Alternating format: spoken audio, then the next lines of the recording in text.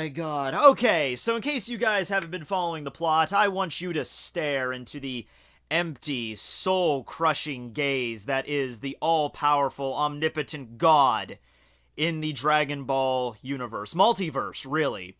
Zeno, the king of all. And obviously, when you introduce a character like Zeno 30 years into your story and just set him up as the ultimate god being that's capable of just wiping out universes casually, there's going to be a lot of people that are going to be a little bit dubious as to his nature. Is he really just an innocent little child with the powers of the Almighty, or are there some sinister strings in the background that's, moving him one way or the other? Although, I don't know who the fuck that could be. Or is he really not as innocent as he lets on? He's actually more on the evil side and just taking up this visage, for instance. There's two camps with Zeno when I initially look at him and the people that, are talking about him and the people making theories and all that stuff. So, if you're in one camp, you can pretty much just turn this video off right now. And that camp is the camp of Zeno is what you see is what you get. He really is just this innocent little child that has the ability to just wipe out universes, and he has these godlike abilities. There's not going to be anything deeper with him. There's not going to be anything like, oh, there's someone pulling the strings, or he's really evil or good. He's neither evil nor good. He just represents ultimate power in the Dragon Ball universe. He might be used as a catalyst to start certain events, as with the Tournament of Power, but we're not going to really delve into the deep origin of Zeno or the origin of the angels, or we're not going to do anything like that with him. He's just there to represent the ultimate figure in Dragon Ball. Sort of like, no matter how strong that Goku and Vegeta get, and no matter how powerful Beerus and the other gods of destruction is or are, they're always going to be something better. There's always going to be a figure that's going to be ultimate power that serves as like the ultimate cap. Like, you can't go any higher than that. We've set the cap. Okay, so that's one camp there, treating Zeno and the angels more as plot devices rather than actual characters that are going to be explored. But then there's the other camp, which comprises everything else, which comprises that, I don't trust that little kid. I don't trust the Grand Priest. I don't trust the angels. I don't know what's going on here. This needs to be explained. We need to delve into the origin of these things, what really is going on here. And a lot of people have actually come to me and said, whenever I state these ideas, because I've made a video about the angels and my thoughts on the Grand Priest and everything like that, people have come to me and said, hey, Matt, Dragon Ball isn't really that complicated of a story. Its plots are actually really basic when you compare them to other manga or other works of literature, certain tropes that are utilized and stuff, and it's a fighting manga at its core. So don't think too hard into it. Don't think about, don't try to strain your brain about Zeno, because he's not going to be that important, or he's not going to be, explored all that much. To which I have to bring up the whole future Zamos arc, which included that really convoluted time stream shit, which I still don't understand. Now, I'm not just saying because I don't understand it, therefore it's really complicated. I'm sure if I sat down and looked at the timetables, it would make sense, but I think just that arc alone should at least confirm that Dragon Ball does go into places that are a little bit more complex. It's not just like, okay, it's a fighting manga and that's all you need to know. I mean, the whole thing with Future Trunks and Zamos and, all the different timelines, and you have to keep all this different straight, and like parallel universes being created. I think that proves that this story is capable of telling some more, like next level sort of stuff and conveying ideas that aren't just really like just dirt simple. That's just the way I'm looking at it. But okay, Zeno, right, let's talk about him. Okay, so I really want to know how this works, just in terms of the origin of Zeno and the real full extent of his abilities. Allow me to explain. Zeno has come out multiple times, and it's been confirmed that he can just eliminate universes whenever he wants, and that's why he's so scary, and that's why the Tournament of Power is such a big deal. He can eliminate universes. Okay, and this has been even, they said, we stated, like, there used to be 18 universes, and then Zeno got pissed off, and just like a child, just wipe them off, like, clean, just like that. So I want to bring up the question, like, okay, well, if he truly is omnipotent, if he truly is this god figure, then if he has the ability to eliminate universes, wouldn't he have also the ability to bring them back into existence? What about that? And you might say, well, the reasoning why he doesn't do that is because he still thinks there's too many universes. But if we're really going to treat Zeno with the mentality of a child, which he clearly does have, things that annoy him, he just chooses to get rid of right away. The way he talks, the way he communicates with the Grand Priest and with Goku and everything like that. He's very clearly, the mentality of like a 5 or 6 year old. 5 and 6 year olds, they change their mind all the fucking time. At least I know I did. So what I'm getting to here is, I think if Zeno's power was truly omnipotent, and that he was able to just do whatever he wanted whenever he wanted to, I think the universes would be a little bit more chaotic than they are right now. Don't you think that? Beyond just him like, oh, these universes annoy me, I'm going to get rid of them. Or, this character displeases me, I'm going to eliminate them. And we know he has that power. I mean, we've seen at the end of the Future Trunks arc that, yeah, he very clearly has the skills to pay the bills. He's not just, fucking around with this. He really can eliminate entire universes if he wants to. So that's not a facade. That's genuinely for real.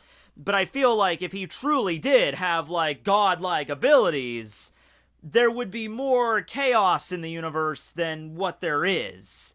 And maybe that is the case because there is a little bit of, nonsense going on in the universe. Like we've seen one episode where he was able to, he was playing a game where he was basically just controlling planets and making them, slam into each other and be just destroyed en masse. But I feel like there'd be a little bit more of an effect on the universes because of Zeno's existence. And this exact setup, the setup that we have with Zeno being on the top, and then the angels, and then the Grand Priest being the head of the angels, and then there's being a god of destruction for every single universe. Who came up with that setup? Was it Zeno? Was it Zeno was the one that came up with that setup? Like, okay, there's going to be a god of destruction and a god of creation in every universe, and then I'm going to create the angels, and then there's going to be, did Zeno create all of this? Is he the one that created all the universes? And stuff like that. I'm not asking to get super metaphysical. I just want answers to these questions. Is Zeno very much like a title with the gods of destruction? How the gods of destruction are sort of succeeded by one another. Like one god of destruction can choose their successor and stuff like that. And one can actually become the next god of destruction, as with Topo in Universe 11. Is that the same situation with Zeno? Can he, is there a successor to Zeno, or is it in the beginning there was Zeno? And he's the one that created everything the way he is right now, because once again, given Zeno's mentality, I find it rather difficult to imagine that he came up with this system. 12 universes all balanced, and he created the angels, and he created the initial universes and all the worlds and all the sentient life on it, and he's the core at all of that. And I find that really hard to believe that he's really at the center of all of that. Either there was a different Zeno at one point, or either Zeno's personality has changed over the years, over the billions of years he's probably existed. Something like that. I would like that to be clarified. I'm not going to talk about this too much because I've already got it brought up into my Angels discussion when I was talking about the Grand Priest and all that stuff. But the idea that Zeno is a little bit more than just a puppet, he's this innocent figurehead that has this ultimate power. So therefore he would be easily manipulated. And you know what? He is easily manipulated. That has already been confirmed. He's been easily manipulated by Goku, and he's been easily manipulated by the Grand Priest. Multiple times. There was even a moment during the Zen exhibition match, I think is the one that really, queued me up, but should have really queued everybody up. Where Topo and Goku were about to kill each other. They were about to go full power. Goku was going to go Super Saiyan Blue Kaioken, and he was amping it up, and then Topo was getting excited. And then all of a sudden, the Grand Priest interjects, oh no, stop, and he does that, reverse psychology shit, whereas, the Zeno wouldn't really approve of this, really, because of, the tournament would be ruined, or shit would happen, or something like that. He came up with some stupid excuse, and Zeno was just oh, yeah, okay. The Grand Priest manipulates Zeno all the time. I mean, that's very clear. Sometimes even, in episode 81, he laid it on thick as fuck. He was, doing, the evil expressions and shit like that, the universes will be eliminated, so I think it's very clear that there's something going on behind the scenes there. The problem with that everyone always brings up, whereas, okay, Tekking, let's say that that is the case. Let's say that the Grand Priest really is this evil puppet master that's just manipulating Zeno. Why? Why would he bother doing that? Why would he bother hiding that from other people? The Grand Priest has already been confirmed to be one of the absolute strongest beings in the universe, possibly second to Zeno himself. And then of course Zeno is at the very top, so why would he need to bother with the subterfuge? Why would he need to bother with, like, I'm gonna pretend to be this mild-mannered Grand Priest, and I'm gonna pretend to be so innocent and just, neutral, but in reality, I'm actually having these evil intentions. There's no reason for him to hide from the gods of destruction because they're no match for him. There's no reason. There's no mortal that could challenge the Grand Priest. Whis said as much. Even Whis and the other angels could not challenge the Grand Priest. You know what my theory with that is? Just like a lot of things when you're talking about characters and beings that have all this crazy power that are on, like, the next level, I think they're doing it just to basically troll people, just to have fun. Just like when you get to that level of omniscience and that power, it's like, well, in order to amuse myself, I'm just gonna fuck with all of the universes. I'm just gonna troll the hell out of them, and I'm just gonna make them think that Zeno is really the one that's, in control of everything, when in reality it's me. Why am I doing it? Well, no reason in particular, just because I want to fuck with everybody because I'm the Grand Priest. Ha ha ha ha ha. That's the way I view it. That makes sense to me. I mean, you gotta entertain you're a god, but you still need entertainment, you know what I mean? And I think it's gonna get spun on its head a little bit. I think that if it ever is revealed like that to be the case, where Zeno really is being manipulated, there's gonna be a situation where it's like, everyone kind of has to band together against the Grand Priest, and the Grand Priest is gonna think like, well, I'm super powerful. I'm this godly being. I'm the head of the angels. There's nothing you puny mortals and even you lower gods could do anything about it. And how crazy would it be for everybody? All the mortals, all the members of the tournament, and for the angels, and for, well, maybe not the angels, because they might be like controlled, like directly manipulated and controlled by the Grand Priest, like a fucking robot is controlled by a control, like that might be the situation with the angels and with the, Grand Priest. Like, the Grand Priest can just snap his fingers and then turn off all the angels immediately. But the gods of destruction and the Supreme Kais and the mortals all coming together and trying to defeat the Grand Priest. That would be an interesting premise, everybody banding together to take on literal gods. Not just like the gods of destruction and shit like that, because, it might be possible, like, if you get like all the other gods of destruction together, you can take on another god of destruction, but it's like, this is like a whole other level. Isn't that what Dragon Ball is really about at the end of the day? Breaking limits, bursting to the next level. Like, oh, there's no way you could possibly defeat me, and then you break through the limit, and then you do defeat them. Isn't that the whole point of the series? At least that's what, all the whole Super Saiyan transformations and then going to the next level, going to a god level is about. So that's my theory about that, but I thought that would be pretty interesting. Let's talk about the two Zenos that exist now. The Zeno from the future Trunks timeline, and then the Zeno from the current timeline. So Goku might have seriously fucked up all of reality by doing this, but I'm just gonna throw something out here right now. At the moment, the two Zenos are getting along rather well, and they're kind of adorable in the sense, they do that thing whenever one Zeno's like, ah, and the other one's like, ah, and he's like, oh wait, the other arm, and that's cute, that's adorable. Okay, what happens if they ever disagree with one another? The other day, I was playing Pokemon Fire Red. I'm doing a Nuzlocke right now, and there was this little event that occurred that I kind of fucked up, where I had two Wynots fight against each other. And if you know Pokemon, basically that's an infinite loop. Like, you can't switch out, nothing can damage each other. It's like an infinite loop. And I made this like reference, like, you have disrupted the natural order. But seriously, think about it. Zeno and future Zeno disagree on something. Where do you go from there? That is literally a reality warping, immovable object meeting unstoppable force, reality literally shredding apart kind of event that would occur. And it doesn't even have to be a big decision. It could just be like, what do you want to eat tonight? Well, I want to eat pasta. I want to eat burgers. Just the entire universe just gets obliterated. All universes.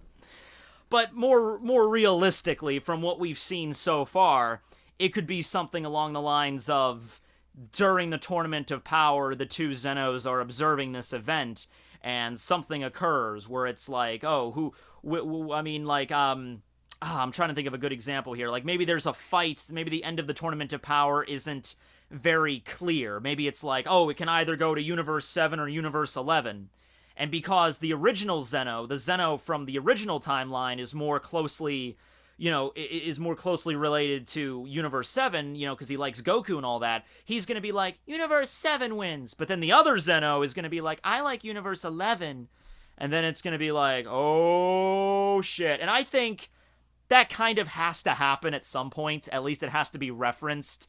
You have two of them around at the same time now. Like I said, you can either be in the camp where it's like, yeah, there's two Zenos now, Matt. They're not going to go anywhere with it. It's just going to be a quirky thing. Or it's going to be like, okay, this is going to go somewhere, right? And it's even the case with the Grand Priest, who I think was a little bit, concerned about the fact that Goku brought back another Zeno. Although I think the Grand Priest was, all right with it at the end of the day, because he would have just been like, oh, well, okay, I was manipulating the original Zeno easy, and then this one's the exact same, so it's easy, I could still manipulate both of them. But then something could happen there, and then they could disagree, and then that could end existence, or that could at very least end the Grand Priest or something like that, I can't get this out of my head. Like, I really cannot see Zeno creating the angels. I don't know. I can't get it out of my head. He doesn't seem like that kind of being to me, but maybe that's just the case with that. I don't know. There's the theory that Zeno is really hiding a more dubious side to himself. He's really not this cute, adorable little child. He really is like some kind of a malevolent, motherfucker kind of thing. And I would have thought of that a little bit more if before the time when we see the future version of Zeno, before we had both of them. When it was just the one Zeno, and he appears at the end of the Universe 6 tournament, I was like, okay, I don't know what they're going with this character. But after the events of Future Trunks, and after we have two Zenos now, and they're behaving pretty much the exact same way, and they're getting along, I don't know. I feel like if there was any dubious actions, then they would have, between the both of them, they would have expressed that in some way, in some shape, or in some form. I don't know. But I do feel like the events right now that are occurring because of the Tournament of Power, I feel like that really is the Grand Priest setting it in motion. Like, the Grand Priest said to basically, here's how the exchange went. Like, the Grand Priest goes up to Zeno and is like, hey, Zeno, don't you think that there are too many universes? And then the Zeno is like, you know what? I think there are too many universes. Wouldn't it be good if we can get rid of them sometime? Yeah, it would be good if we could get rid of some of them sometime, and that's basically how the exchange went. But also you have to question, like, how come this never came into play up until this point? Was it really just Goku that started this whole thing? Or, was the Grand Priest planning this for a while? What's up with that? What does Zeno and the Grand Priest do before Goku showed up and before he put these ideas in their head? Are they just up there just observing? What are they just kind of like, what do they do exactly? I don't know. I might be thinking too much into this, but, yeah, there's just so many things to discuss with him. It's just incredible. Let me know what you guys think below on, like, specifics. What would you want me to talk about with Zeno? But I really covered my bases with, like, the twins and, like, the manipulation theory and possibly that he's evil and stuff like that, or that he could just be God, and that's the reason he exists. It just depends on what camp you're in. It depends on how you want this story to continue after the Tournament of Power. Where are we going to go from there? The Tournament of Power, the way it ends, I mean, that could be literally anything. It could be like, okay, Universe 7 wins, all the universes get destroyed. Or Universe 7 wins, and then the universes do get destroyed, but everybody gets moved to the Universe 7. Or, once you're dealing with Zeno and characters of this kind of status, they can do pretty much anything they want, So it's like, this shit could literally go any way, but at some point, I would like to see, something go on with, like, everybody teaming up to take on these godly figures.